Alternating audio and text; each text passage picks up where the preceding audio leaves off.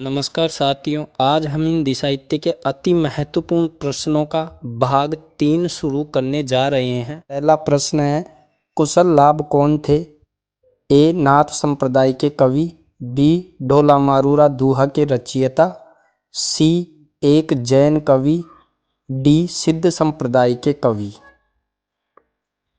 प्रश्न संख्या 2, नाथ संप्रदाय का प्रभाव हिंदी के किस कवि पर सर्वाधिक पड़ा? ए. कबीर, बी. नानक, सी. खुसरो, डी. विद्यापति। प्रश्न संख्या 3, विजयपाल रासो किस भाषा में लिखा गया है? ए. प्राकृत, बी. पाली, सी. अपभ्रंश, डी. डिंगल।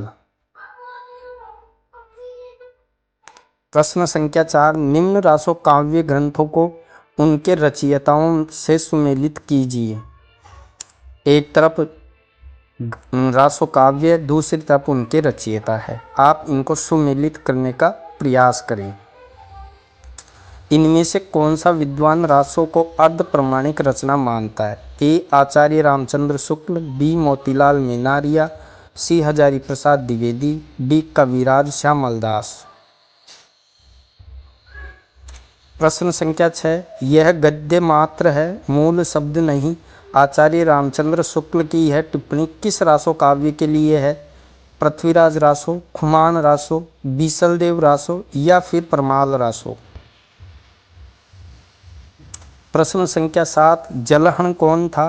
चंद्रबरदाई का पुत्र, चंद्रबरदाई स्वयं, चंद्रबरदाई का भाई या पृथ्वीराज का सेनापति।